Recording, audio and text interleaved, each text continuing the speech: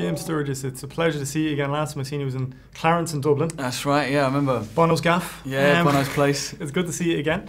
Congratulations on an excellent performance, has to be said.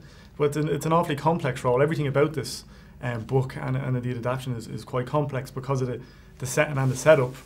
Was that something that was daunting to you coming into it, or was that something that you were like, I could get my team to this, I could have a bit of fun with this? Yeah, always a bit of both, you know. When it's daunting, that's sort of exciting to a certain degree. And yeah, I just sort of felt like the character had there's a lot going on, you know. It wasn't just a sort of generic leading man, romantic lead, you know. He was flawed and does some terrible things and makes some really bad mistakes. And yeah, he's all over the place, Dexter's.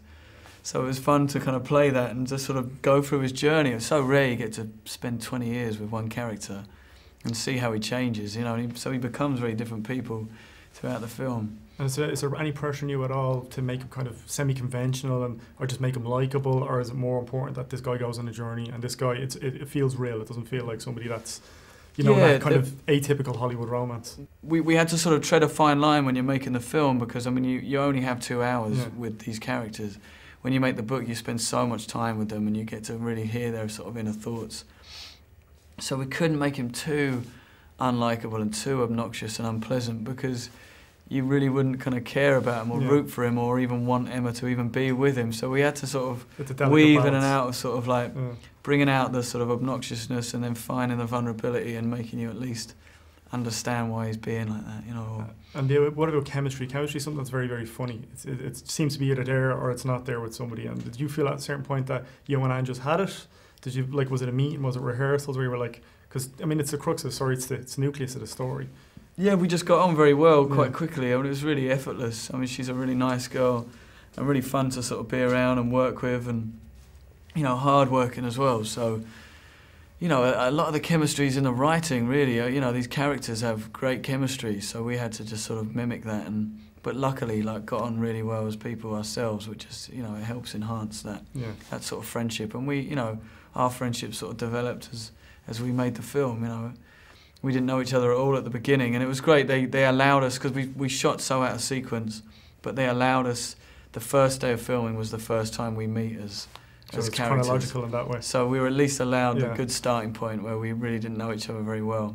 And what about the setup of each scene, though? Is like there's 364 days, 364 days that precede each scene. Yeah. So is that something that you beforehand you're aware of going in, that what's happened in between that might not be in the book? Well, it's something that you think about, you know, and you sort of you wonder about it, and maybe sort of talk about whether, you know, how much they'd seen each other that year, or whether they were in a good place in their friendship, or whether they'd been arguing a lot. You know, and so you sort of, because you're right, you just catch up with them on that one day, and you don't know what else has been going on behind the scenes, you know. But it's funny, you've got a very, you know, stringent following, a very loyal following, especially on Twitter. I put something on Twitter that I was interviewing you, and the response was overwhelming. Now, if anybody else, I think I've mentioned on there about questions, like a lot of girls asking for cuddles and stuff like that, one in particular. But, you know, is that something you think the studios are aware of? You've got a very dedicated following of people that are going to go and see your movies because you're in them. I don't know, you know, I guess it sort of all comes a part of it. I don't really think about it, you know. There's a lot of people that are fans of a film I did because they're such Beatles fans, you know, of a film I did called Across the Universe. And that sort of attracted a lot of a sort of fan base of people who just love that film in particular, you know.